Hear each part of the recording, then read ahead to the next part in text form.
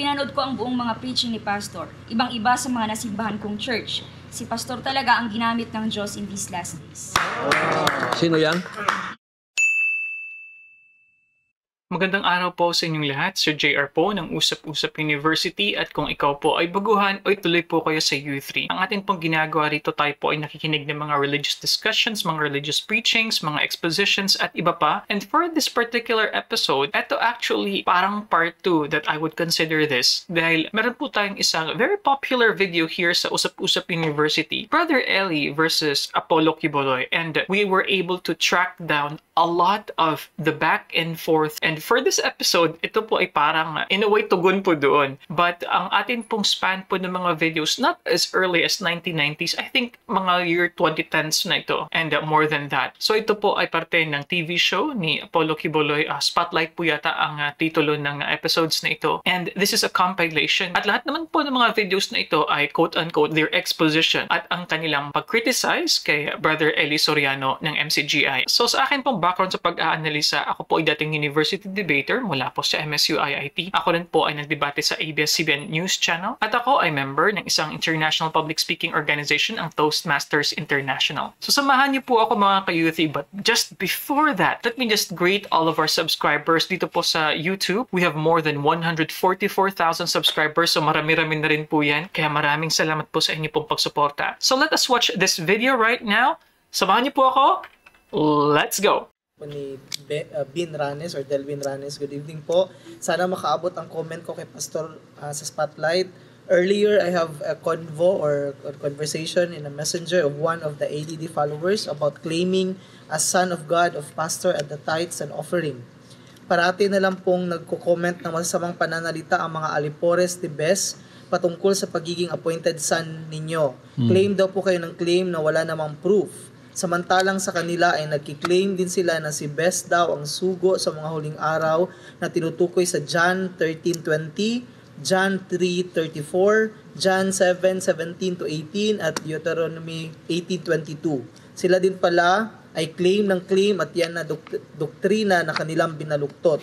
About sa tithes and offering po, Pastor, dahil di daw sila naniniwala sa tithes na nakasaad sa Malakay 3:10 dahil wala naman daw ito sa New Testament at inutos daw ito para sa mga Israelita at hindi sa mga Hintil. Ano po ang comment ninyo, Pastor, ukol dito sa maling aral ng ADD para sa kaliwanagan po ng lahat? Maraming salamat po, Pastor. Yung binabato na sa akin na hindi daw ako appointed son at hindi ako ang katuparan ng Revelation 21:7 dahil hindi nabasa ang pangalan ko. Pinayag ng Diyos sa akin, sinabi ko na sa 1 Corinthians, di ba? Kasi spiritual yan eh. Hindi naintindihan ng mga ahas na ito eh. Ngayon, ibabato ko muli sa kanya. Siya pala yung nasa John. Basahin mo nga na nagsasabing si Elisewong bakla ang sinasabi ng John. Basahin mo yung pangalan niya. Sige, basahin mo. Basahin mo ang pangalan niya. Inaangkin mo, hindi sa'yo. Bakit hindi sa kanya yan? Bakla siya eh. Wala siyang karapatan wala siyang karapatan sa karya ng Diyos. Hindi siya magmamana sa karya ng Diyos. Nasa impyerno siya, tapos aangkinin niya yan. Oh, maliwanagan na kayo ngayon, ha? Maliwanag na yan. Huwag kayong magpakabingi-bingi. Mang-aangkin ka pa ng hindi sa'yo. Sa'yo daw yun. Sa kanya daw yun. Anong sinabi niya? John, ano yun? John 13:20, Pastor. 13:20, basahin mo. John 3:34. John 13:20, Pastor. Sa Tagalog, katotohanan sinasabi ko sa inyo, ang tumatanggap sa sino mang sinusugo ko ay ako ang tinatanggap. At ang tumatanggap sa akin ay tinatanggap ang nagsugo sa akin. Si Jesus Christ yan, hindi siya ako sinugo ni Jesus Christ. Hindi bakla ang sinugo ni Jesus Christ. Pagkat certified na bakla ka, kalaban mo si Pablo. Sinugo daw siya ni Jesus Christ. Kung sinugo ka ni Jesus Christ, ikaw ang nangangaral ngayon sa mga sinasabi ko. Akin yan, hindi sa'yo. Ninakaw mo na naman, nanakaw ka. John 10:10. John 10:10, ikaw to. Yung kalahati niyan, ikaw yun. Magnanakaw ka eh. Sige. John 10:10, Pastor, hindi pumarito ang magnanakaw, kundi upang magnakaw Magnanakaw ka at nagnanakaw ka ng hindi sa'yo. at pumatay At pumatay At ng kaluluwa at pumuksa. at pumuksa ng maraming kaluluwa. Ngunit, Ako'y naparito Oo. upang sila'y magkaroon ng buhay. siya daw yun, sinugo daw siya ni Jesus Christ. Sinugo ka ni Jesus Christ, hindi ka na bakla ngayon. At ikaw ang nangangaral sa mga sinasabi ko. At hindi mo ako lalaitin sapagkat ako'y galing sa Kanya. Amen. Oh. Inangkin mo yan, ha? Basahin mong si Eliseo Sorianong sinugo niya. On his early answer, Apollo Kibuloy just said na siya daw may sabi nun sa Corinthians, claiming really to be God. But then, if he is saying na walang nakikita na sugo, hindi naman sinabi na si Brother Eli Soriano ay isang appointed son of God or son of God talaga. Wala namang sinasabi kundi a sugo. No? So, my understanding po kasi sa sugo is a messenger, di ba po? So, please enlighten me about this. Members of Church of God International, maybe you can also enlighten us about this. How did you look at Brother Eli? Dahil maalala ko po, in one of the Bible expositions sa America, he describes himself as the blessed reader. Honestly, I have not heard him say na siya daw ang sugo ng Diyos, ang nag-iisang sugo ng Diyos sa ating panahon ngayon. Or is he saying na he is one of the many? Ang pagkakaintindi ko po is after him, there will be another one, and then after him, there will be another one. Mahilig ito sa mga basa-basa eh. Ako ang sinugo, inaangkin mo, inaagaw mo. Ano pa yung sinabi niya? John 3:34 po, Pastor. John 3:34, Pastor. Sapagkat ang sinugo ng Diyos ay nagsasalita ng mga salita ng Diyos. Sapagkat hindi niya ibinibigay ang Espiritu sa pamamagitan ng sukat. Yung sinugo daw ng Diyos, nagsasalita sa mga salita ng Diyos. Yung 1 Corinthians 6:9, salita ba ng Diyos yun o hindi? Hindi mo mabigkas yun. Nung binigkas mo, anong sinabi mo? Pwede na yung lalaki sa lalaki. Kaya, sinabi na ni Pablo, wala kang mamanahin, bistado ka na ngayon. Tinatago niya yan eh. Yang mga inaangkin nilang yan. Yan o, nakipagdiskusyon siya doon sa isang tao. Para linlangin na naman niya yun. Na siya daw yun. Ay, hindi nila alam ang buhay niya eh. Oh. Nagapanglubot ka pagkatapos ikaw ang sugo ni Kristo. Bulaan ka. Ikaw ang bulaang mangangaral. Magsusugo ba si Kristo ng katulad mo? Tumakas ka nga dahil dito sa kaso mo eh. Ano pa yung versikulo ginangkin niya? John 7:17-18, Pastor. John 7:17. 18. Kung ang sino mang tao ay nag-iibig gumawa ng kanyang kalooban, ay makikilala niya ang turo kung ito'y sa Diyos o kung ako'y nagsasalita na mula sa aking sarili. Ang nagsasalita ng saganang kanyang sarili, humahanap ng kanyang sariling kaluwalhatian. Datapwat ang humahanap ng kaluwalhatian yaong sa kanya'y nagsugo, ang gayon ay totoo, at sa kanya'y walang kalikuan. Oh, at bakit mo inangkin yan na ikaw ay liko? Walang kalikuan ang mga sinugo ng Diyos.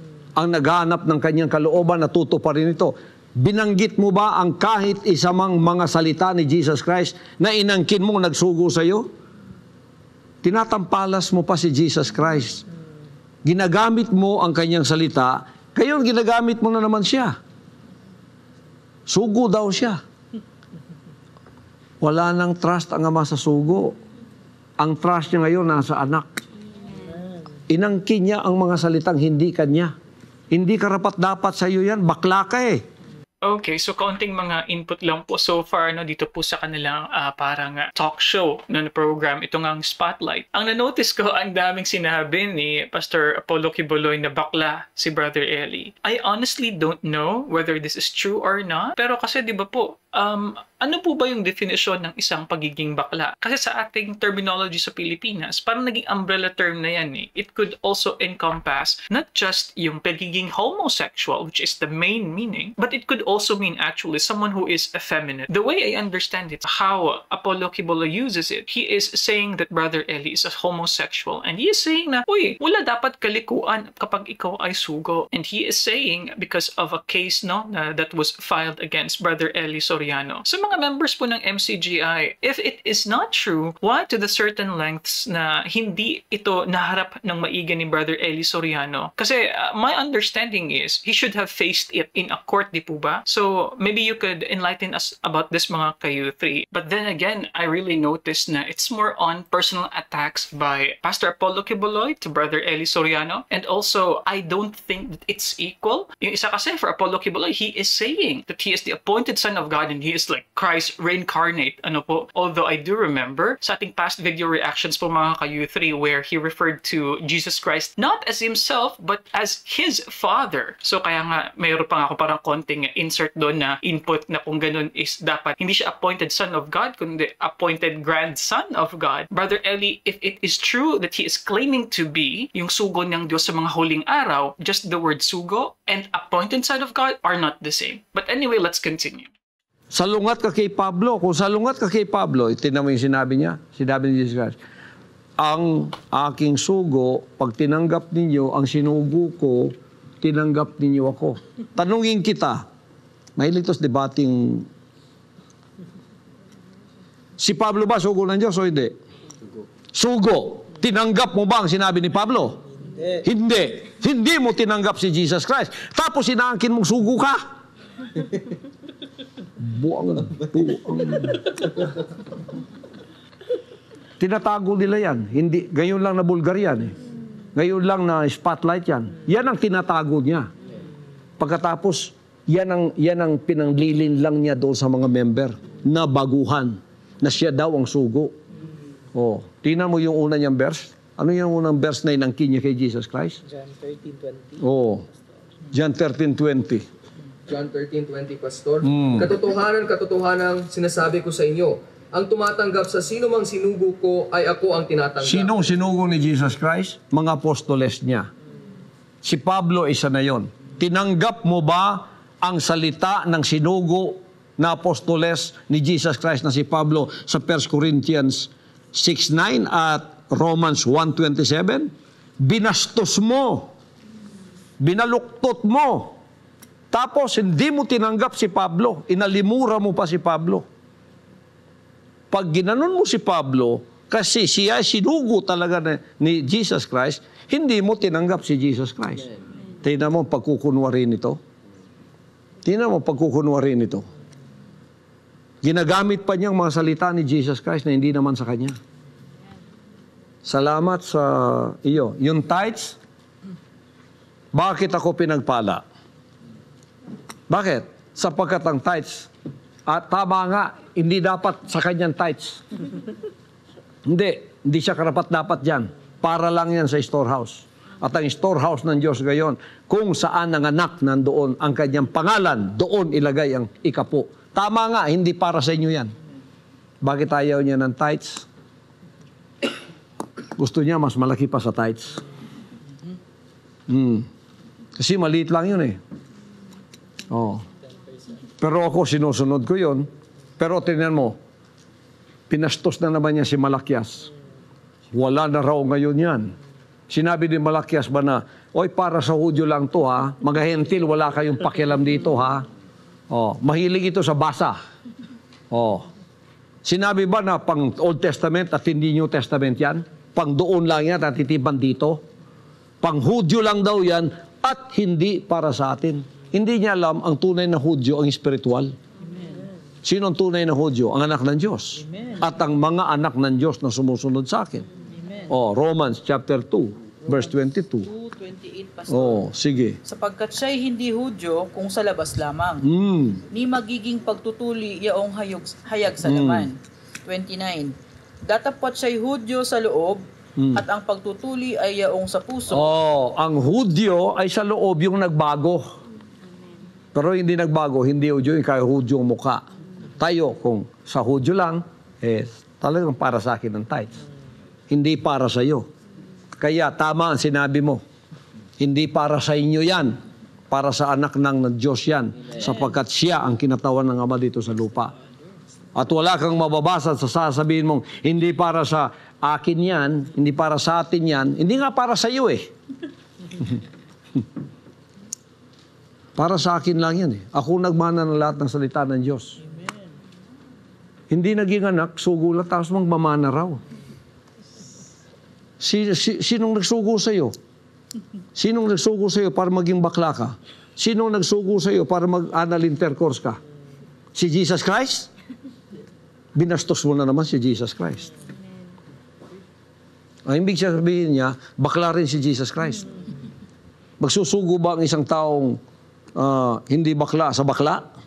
Alam kong bakla ka, sisipahin kita eh.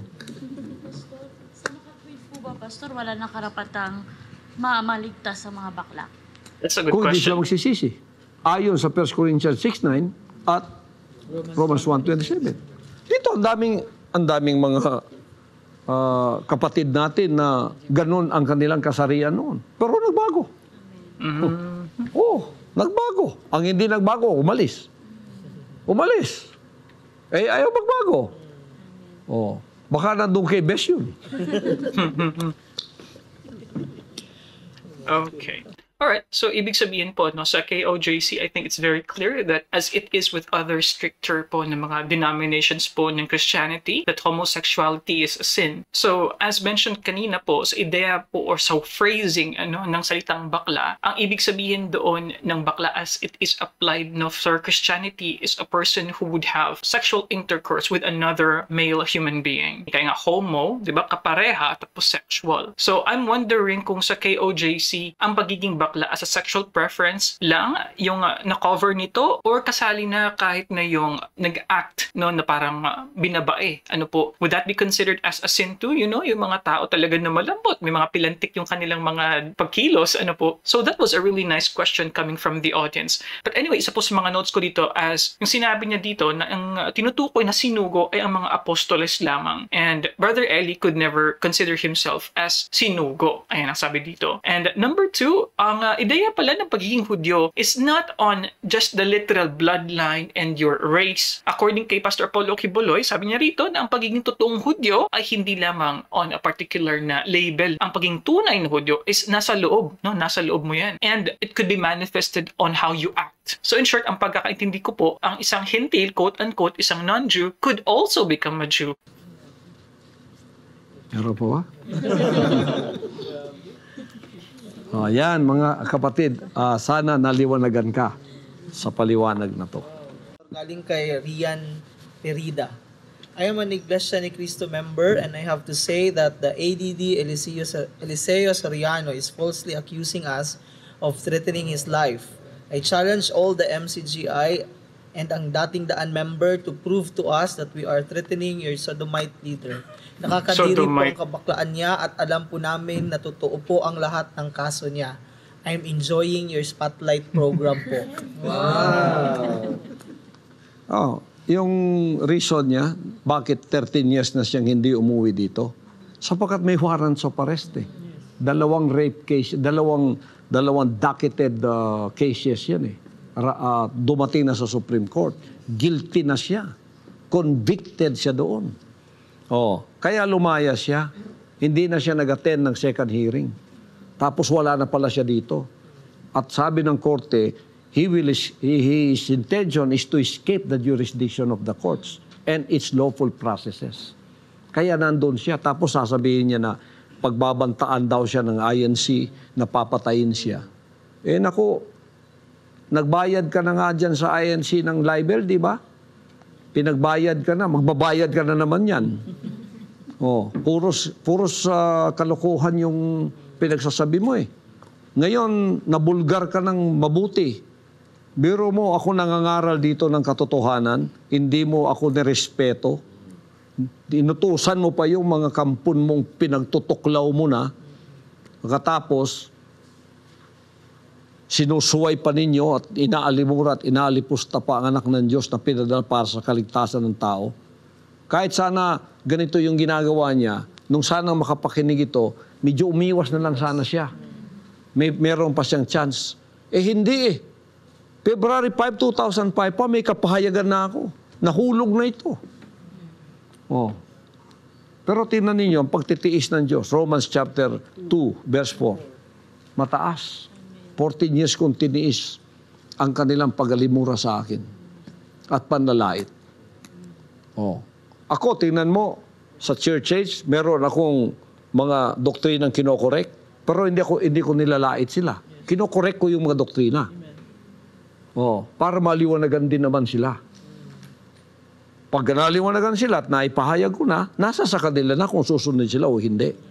Pero ito, ang gagawin niya, sisirain ka muna. Tingnan mo yung utos niya. Sirain ninyo, punahin ninyo si Kibuloy. Oh. Yun ang namemersonan. Yun ang namemersonan. Yan. Pagkatapos, ipabato nila, kamandag nila sa iyo eh. May mga spitting cobra to eh. Alam mo yung cobra hindi ka maabot? Dinuduraan ka. Ganun to. Yan, yung kamandag nilang paninira. Tapos tayo ang kinakamandagan nila. Oh, tayo ang inaakusahan nila sa kamandag nila. Yan. Tingnan mo yung mga ugali ng mga members niya.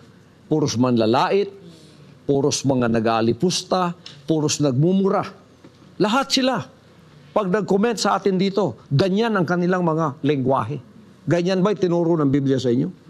Hawak-hawak ninyo yung Biblia, debate kayo ng debate. Kabuktutan ang ginagawa ninyo. Kaya pag nakita ko kayo, paghahagupitin ko kayo eh. Hinahagupit ko na nga kayo ngayon eh. Ng mga salita ng Diyos. Oh. Hindi ko kayo tatalikuran sa ganitong bagay sapagkat ministry ko to. Dakilain ng Ama. So marami po ito dahil nga po ito ay compilation po ng mga pagsugot po ni Pastor Apollo Kibuloy kay Brother Eli. Pero I have to agree in some points na yung pagsasalita nga kasi ng mga offensive na mga words, mga hurtful na mga words. For others, they may say, hindi naman pagmumurahin. I do get that. But then, use of these words would hurt the other person and it shames the other person. It humiliates the other person too. But as Pastor Apollo Kibuloy was saying that, it reminded me of a lyric ng isang song na Banal na Aso, ayan, ng Yano. So, may phrase kasi doon na yung isang ale, meron siyang rosaryo, nagro-rosaryo, at saka mata niya yung nakapikit, tapos mura ng mura yung ale. I do get na nakaka-turn off po yun sa marami pong mga listeners. But then again, yung pagiging hard-hitting ng isang preacher, that is also a kind of trademark. It also makes that person stand out from other preachers, mga ka-U3. So, I honestly think na yung emotion at passion ni Brother Eli makes him different from others in the way of presenting the Word of God. So in short, at least in our society, we look at it as a discord na kung ikaw ay religyoso, you should be careful with your words. And on the earlier part, Pastor Apollo Kibuloy was saying about the rape case of Brother Eli Soriano. So ako personally po, hindi ko po kasi nasundan talaga yung rape case nga and the-mention ni Pastor Apollo kanina na on the second na hearing yata is wala na si Brother Eli Soriano. So as a non-member of KOJC and MCGI, I'm wondering, why did this happen though? Bakit hindi nasagot ni Brother Eli in a court of law? Because my understanding was, sa second hearing po yata is wala siya. So, syempre, sa atin po kasing batas kapag wala po yung respondent or hindi nag-show up sa isang court of law habang gumugulong yung legal process, malulugi siya. Hindi siya makakapag-present ng kanyang side, hindi niya madedepensan yung kanyang sarili at titingnan ng korte, at least ng judge, yung mga presentasyon ng mga evidence na parang magiging one-sided na kasi nga walang isang nagre-respond. So, please comment below mga ka-U3, especially po sa mga supporters po ni Brother Eli or members po ng Church of God. What can you say about this? Tayong isang tanong galing kay JR. Pastor, ano pong JR. opinion nyo sa sinabi ni Eli Soriano na lahat ng taong namatay at mamamatay, masama man o mabuti, ay diretso sa Diyos sa langit, waiting to be judged? Totoo. Waiting to be judged. Pero putol na naman.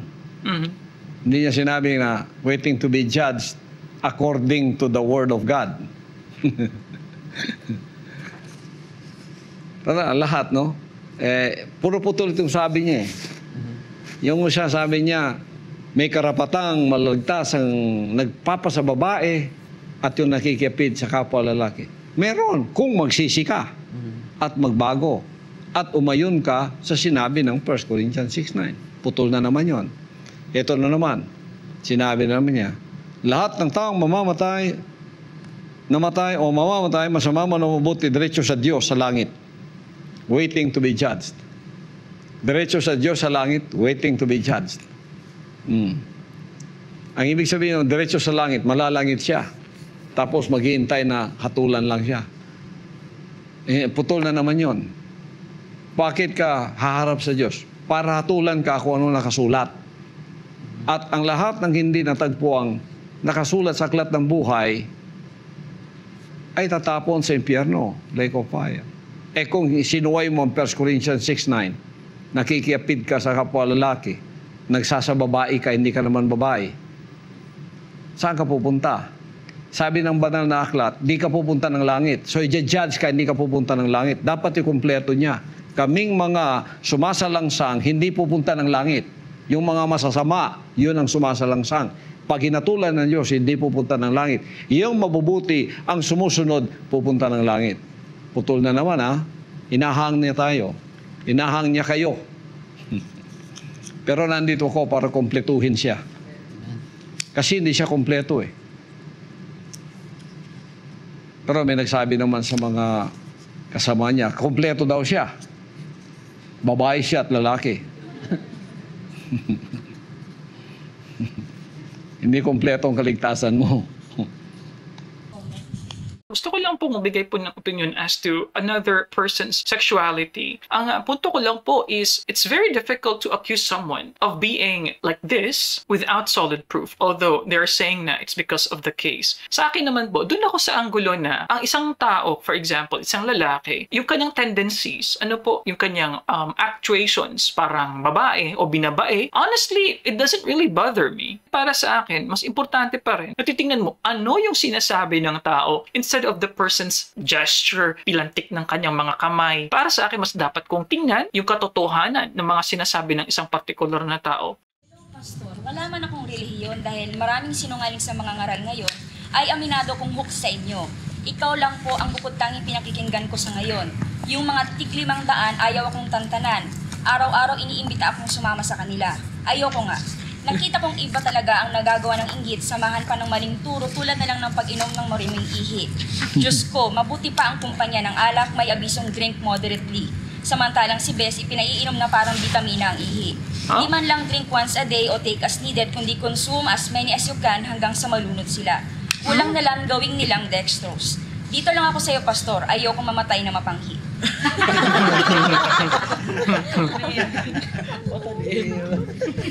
Ano yun? Sa inisip ko lang, yung inumin mo yung ihi, no? Yeah. Iyo. Bakit ka naisip? Pagkatapos sasabihin lang ako may sira. Pagkatapos sasabihin lang ako may tama.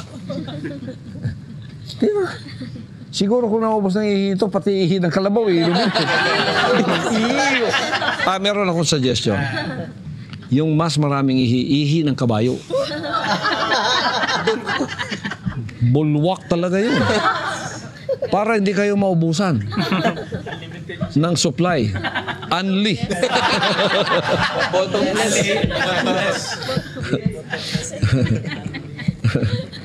Biro mo, naisipan niya yun?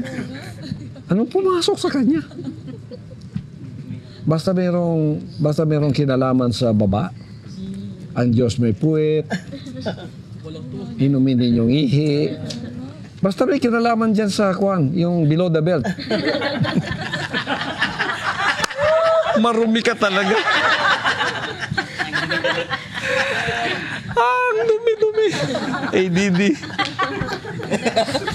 Here's the thing, I do get it na these are questions from, readers, from their viewers po. I hope there is a better evidence instead of just callers saying na ganito po yung paniniwala namin o ganito daw po. Kasi ang mangyayari po niyan, parang naging hearsay evidence po. Ang hearsay evidence po, ibig sabihin, wala pong solid na personal knowledge yung tao na nagsasabi. So, in short, parang sabi-sabi lang, pasa-pasa. In turn, hindi natin alam kung totoo o hindi. Just medically, drinking urine is definitely not good. But I have also not heard na sa mga pagtuturo ni Brother Eli na inumin ng ihi, hindi lang moderately, kumbaga. I don't get it. What the Roman soldiers did, mga ka-U3, is they would use urine as a mouthwash. Kasi may mga properties naman po kasi na antibacterial, yung ihi. Although definitely, it should not be ingested. Pero yun nga po, without the presence of any video evidence, or siguro sabihin natin, pahayagan ba, or pamphlet ng church, yung kumbaga official na declaration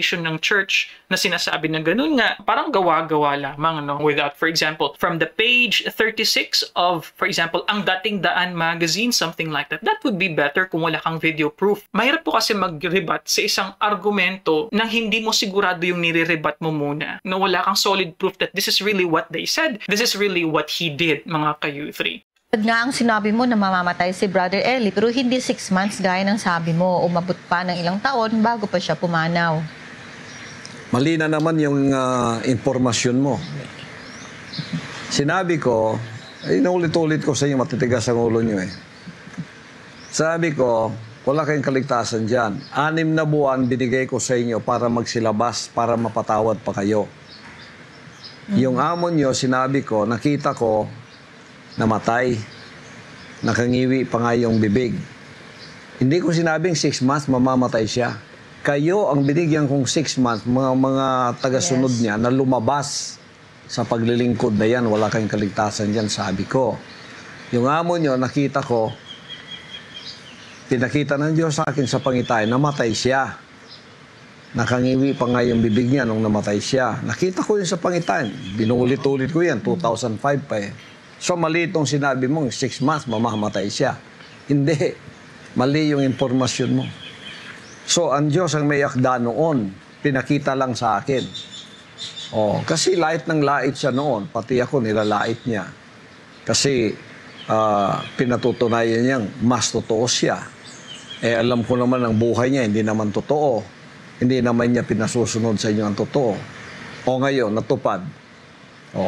Tinatawag pa nga niyo akong bulaang propeta dahil inaakusahan ninyo ako sa hindi tama. Kaya tinatama ko ang istorya. Pati yung kay Gibo, inaakusahan din ninyo ako. Sinabi ko ba si Gibo mananalo? Sinabi ko si Gibo sa lahat ng mga kandidato, siya ang gusto ng Diyos. Pero sabi ko, nasa kamay ninyo dahil demokratiko tayo. Iboboto pa ninyo siya. Yun ang sinabi ko. Tapos sinabi ninyo, hindi, sinabi mo, mananalo si Gibo. Mga sinungaling kasi kayo eh. Hindi kayo naniniwala sa totoong istorya. Ginagawa ninyong peke. Hindi yun ang sinabi ko. Hindi nyo binoto si Gibo na siya ang pinili ng Diyos ng mga panahong yun. Siya ang gusto ng Diyos. Kaya ako'y kumampi sa kanya kahit alam ko hindi siya mananalo. Kasi ako magtaksil sa gusto ng Diyos. Ganun ako. Kung power lang ang gusto ko, alam ko kung sinong number 1. Pinuntahan nga ako balik-balik eh. Kung power lang at influence ang gusto ko, nag-compromise na ako. Pero di ako makapag-compromise ng panahong yun talagang sa lahat. Yun ang napusuan ng Panginoong Diyos na sinusunod ko. Ayaw naman ninyo. Ano magawa niya? Kahit na sa Old Testament, di ba? Ayaw nila ang Diyos, ang maging Diyos nila. Pinili nilang isang tao na si Saul. Sanabi ng Diyos kay Propeta Samuel, pabayaan mo sila. Kasi yan ang gusto nila, choice nila yan.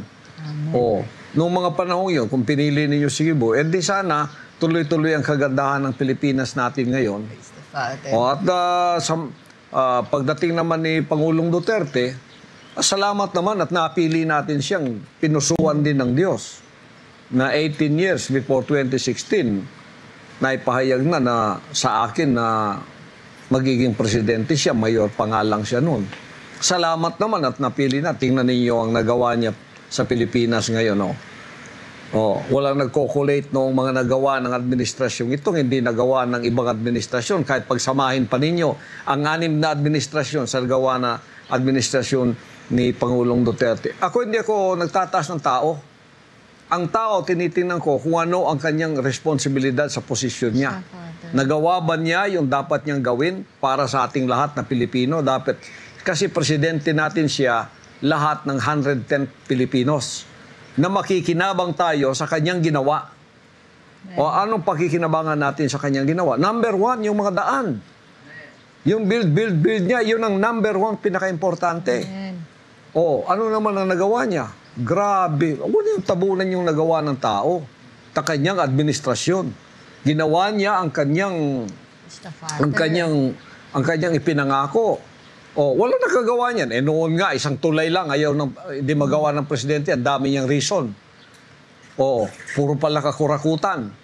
Ito ngayon, tingnan ninyo. Okay, before we continue there, mga kayuti, so dito po makikita po talaga natin na yung support, no, ni Pastor Apollo Kibuloy kay Mr. Duterte nga po, dahil si former President Duterte yung kanyang na-endorse, so maraming na-achieve na mga, ito po makikita natin dito sa screen ngayon, yung mga infrastructure projects. Pero syempre po, dahil si Pastor Apollo Kibuloy ang spiritual advisor, ni Pangulong Duterte ng mga panahon ng kanyang presidency. Although, if that is the case that he knows, sabi niya po kasi kilala niya yung number 1, diba? And actually, yun nga po, ang sinabi niya po kasi, ang chosen daw by the Father is si Gibo Teodoro noong 2010 na elections po yan, kung hindi po ako nagkakamali. And after that, ang nanalo nga po is si Noynoy Aquino. So, yun nga, maraming nagsasabi na palpak yung kanyang prediction. Pero, kasi the way of saying na chosen by the Father is sure, hindi naman sinabi na ang magiging Pangulo talaga. Pero kasi, ang Diyos na kung akong naniniwala sa Kanya at kung ako ay ordinaryong tao na nakarinig sa Kanyang sinabi. So, ibig sabihin, kung ano yung kinakampihan ng Diyos, yun talaga ang mangyayari, di ba? Bakit hindi po nangyari? So, ano yun?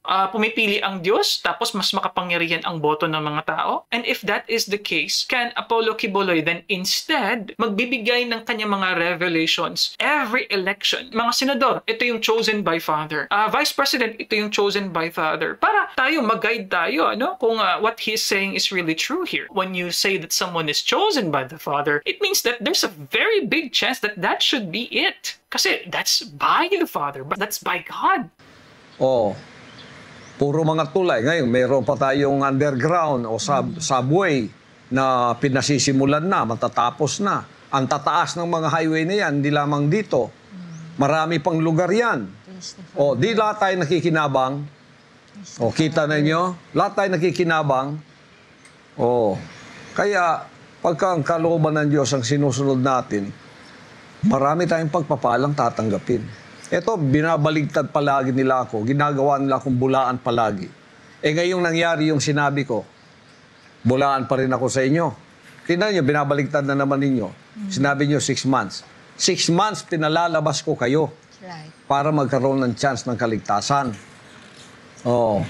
Kasi yung amon nyo, nahatulan na yon. Ang Diyos nang may yakda noon. Tingnan nyo, pagkatapos ng 2005, February, 2005 din pinalis na siya rito, hindi na siya pinabalik. Para sana makapagbulay-bulay siya, makapagsisi pa rin. Hanggang sa katapos-tapusan ng buhay niya, nilalait pa rin ako 1 Corinthians 6:9 lang, ayaw niyang sundin ako matapat ako, mahal ko pati kaluluwa niya. Gusto ko rin siyang maligtas.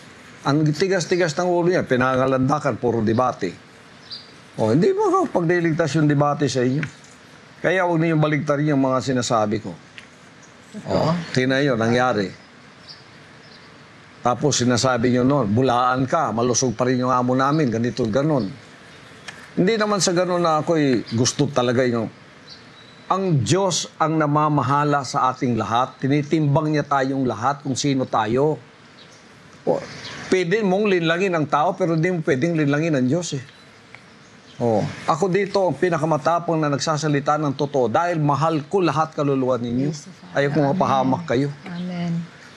Kaya huwag kayong magpa-mesmerize nung debate, wala namang pagsisisi, wala namang pagsusunod.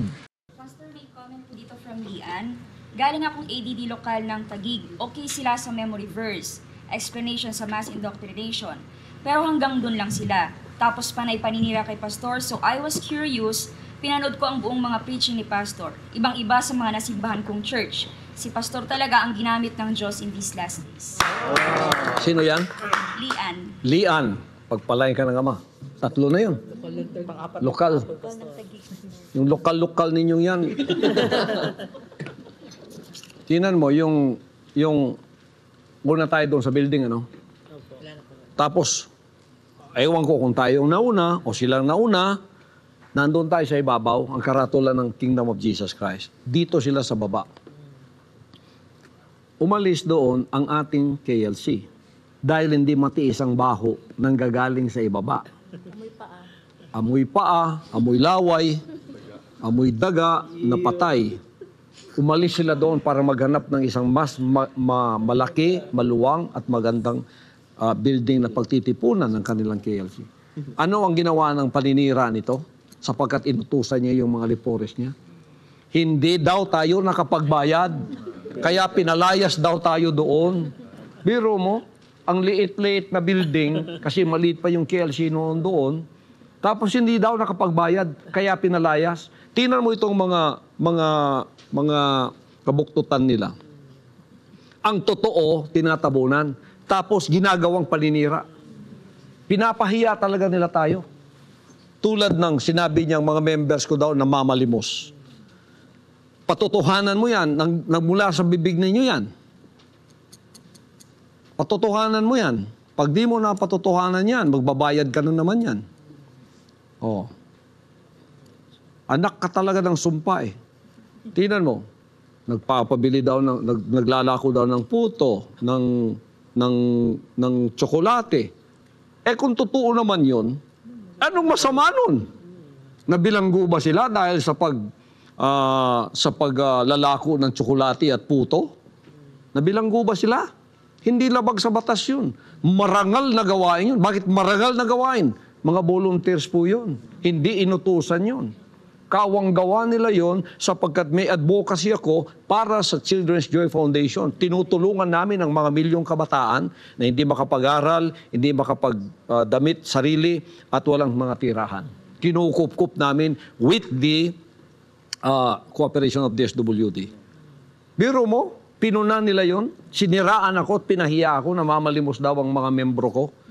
Mag-iingat ka pagka wala kang ebidensyang may pakitang namamalimos ang membro ko. Pagpapahiya yon, libel na naman yan. Pagkatapos sasabihin, akala ko na ka ng Diyos, wait, nagdidimanda ka. Akala ko love your enemy kayo. Akala ko love your enemy kayo. Kung mo love your enemy, lahat na ng batas susuwayin mo.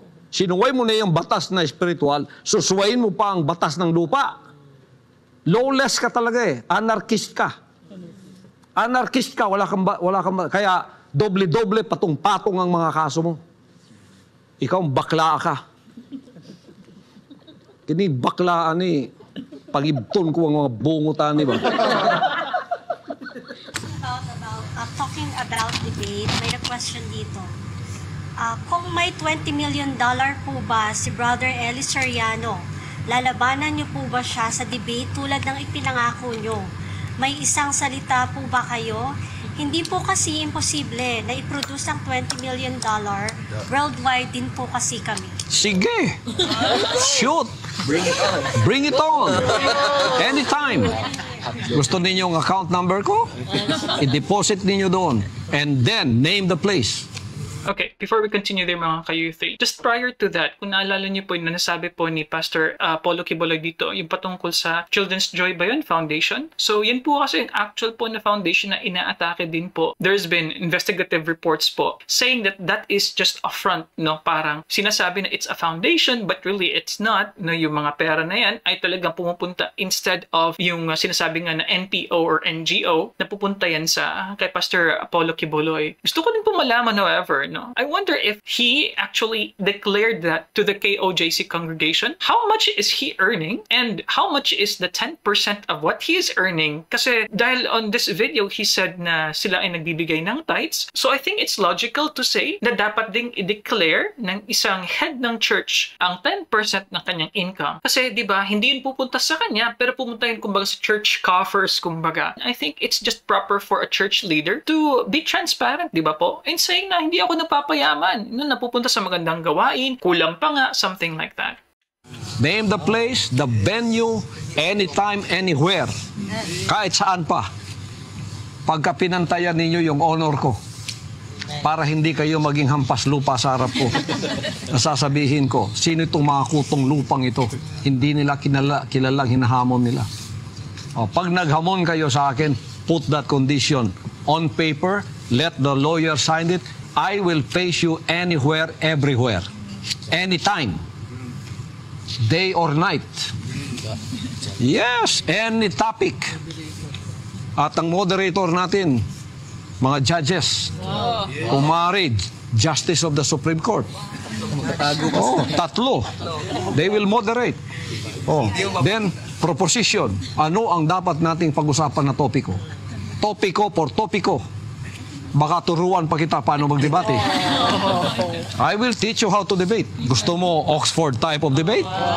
Presidential type of debate? Ayoko ng kanto-kanto debate. Yung inyo na master ninyo, yung kanto-kanto debate, pagkatapos walang kalidad ang kadebate mo, kung sino-sino lang pinipick up ninyo dyan, pagkatapos kayo rin ang nagse-self-proclaim, self-proclaim champion ka eh. Eto, dapat ang mag-proclaim mga judges. Then issue ang dapat pagbatayan. Unang issue natin, ang katulad mo bang nangangaral at sumuway sa 1 Corinthians 6:9, magmamana ba sa karya ng langit? Affirmative ka kasi inayunan mo. At ako negative. Pangalawa, sige, name anything. Appointed son. Patunayan mong hindi ako appointed son. I will prove that I am the appointed son of God. Yes. Proposition. I will prove that there is one God. Holy One. Name it. Holy One. Anong topic ang gusto nyo? Pagka na may $20 million, mag-fundraising na kayo.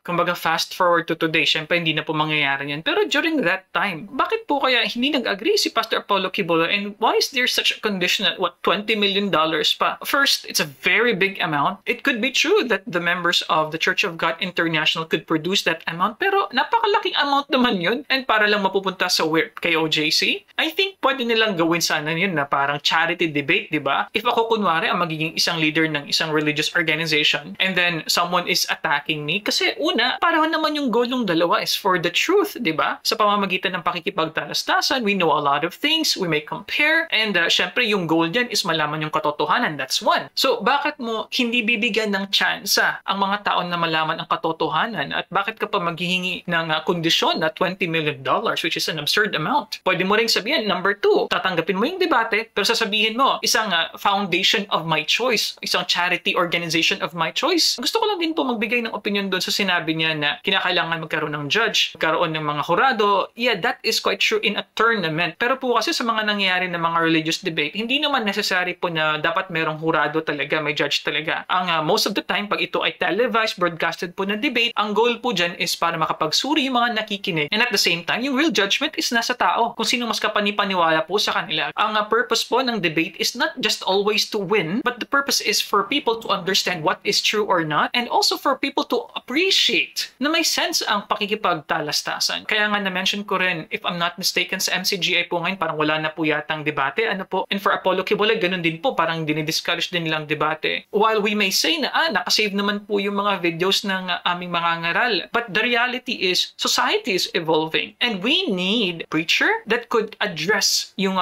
pagbabago sa ating lipunan. Kasi pabago-bago po yung mga issues. Totoo, ang iba pabalik-balik. Pero iba pa rin po kasi kapag nakaka-relate yung mga tao, yung mga iba't ibang generations ng tao, depending on the current call of the times sa isang particular na preacher.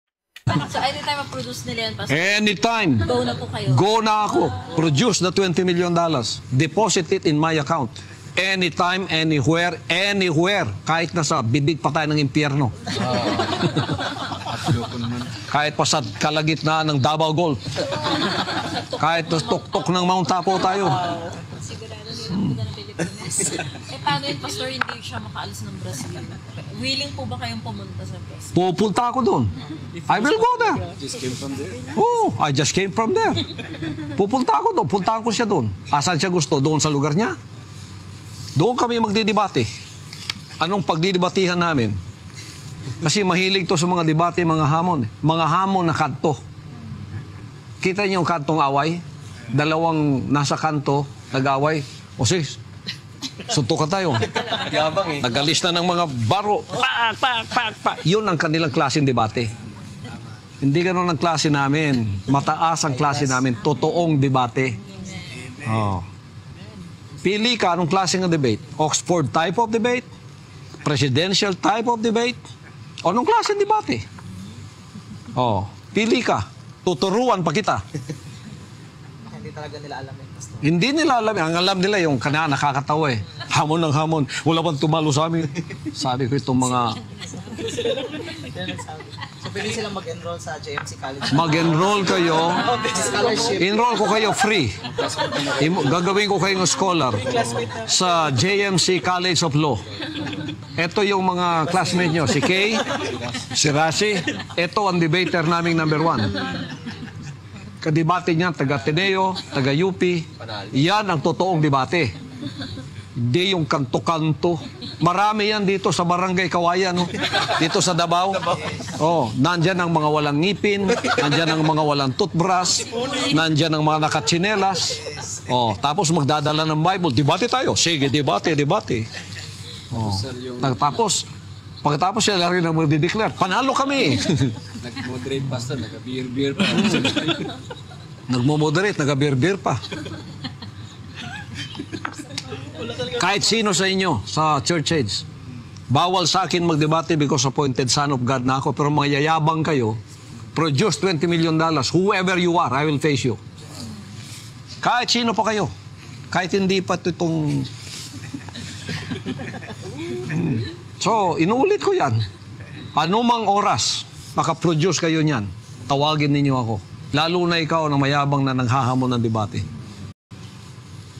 Wala pa daw tumalo sa kanya. Walang tumalo doon sa mga kaklase mo doon sa baba.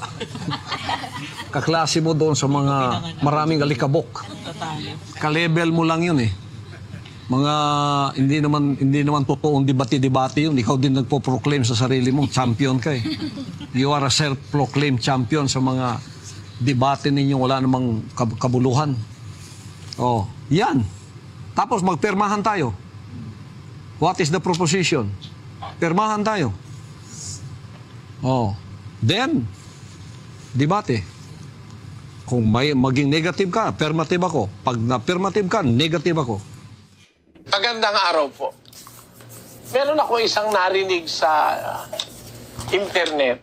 So this is a snippet of Brother Eli Soriano naman po. Dahil I remember, this is actually parang a response dun po sa nagawa nating viral video natin, Brother Eli versus Apollo Quiboloy. So etong part na ito po kasi nasagutan na sa 20 million. Sinasabi po sa comment section na ito po yung na-miss out po natin. That's why we have here the side of Apollo Quiboloy and Brother Eli Soriano.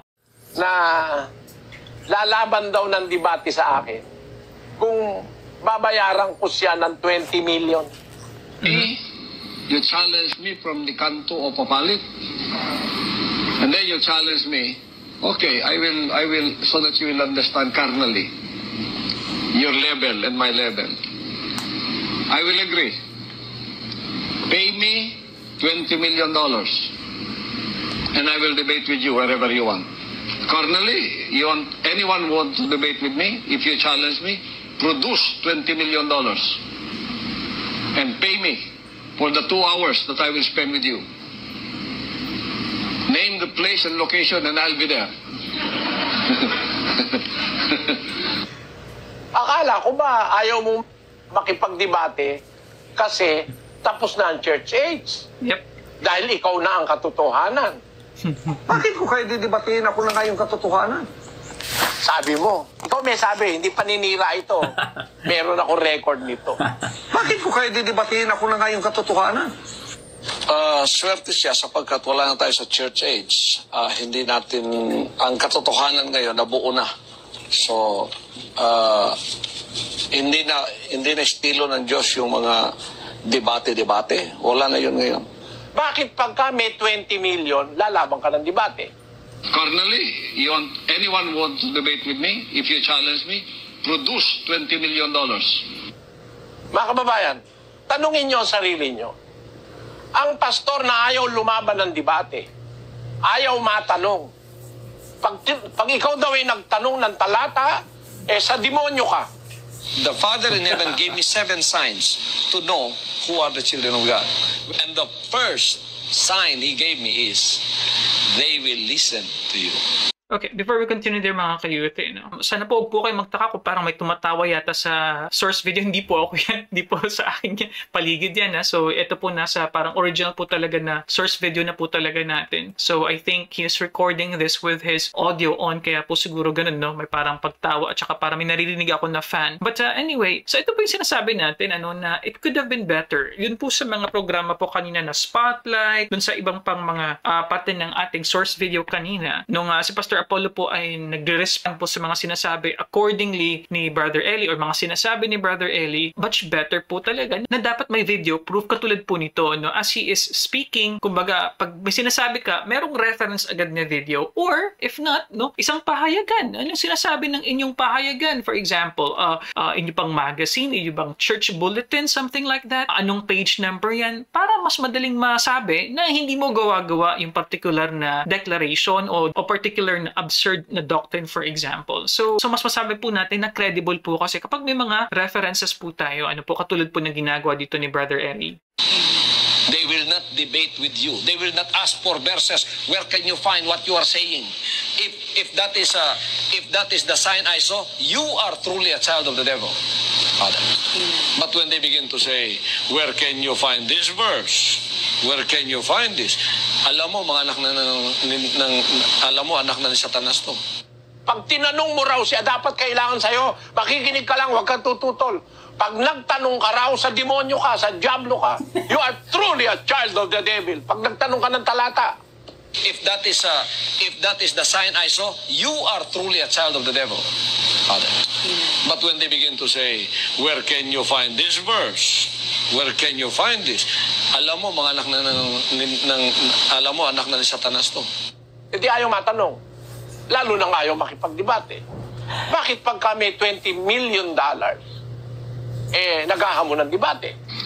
Pay me $20 million and I will debate with you wherever you want. Kahit saan daw lugar, pupuntahan daw ako. Ano ibig sabihin nun? Alam ko matatalino kayo mga kabayan. Alam nyo ibig kong sabihin. Kasi, yung salapi, iba na gagawa niyan.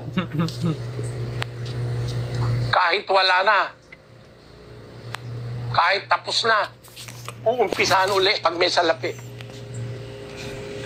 Basahin nyo na lang ang 6, 9 hanggang 10 ng unang Timoteo.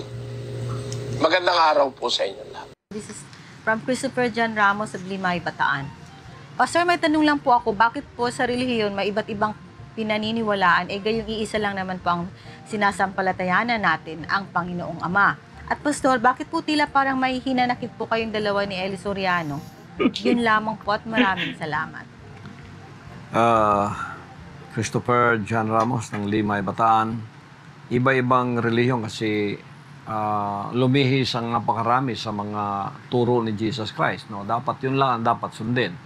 Pero iba't iba ang kanilang makataong interpretasyon na dapat hindi naman i-interpret yun ng sarili-sarili natin. Ayun, naka-interpret na spiritual, sundin mo na lang. Kaya nagkaroon ng maraming mga relihiyong kani-kaniyang interpretasyon. Pero ako bilang hinirang, hindi ako gagawa ng sarili kong interpretasyon. Kung anong sinabi ni Jesus Christ, yun lang ang dapat sundin. Kaya matuwid siyang daan Huwag tayong gumawa ng ibang daan. Sabi mo rito, parang may nanakit po kayong dalawa. Parang siya lang ang may hinanakit sa akin. Wala naman akong hinanakit sa kanya. Pinapangaral ko lang yung matuwid. Kung ano yung katuwiran, ipinapangaral ko yon.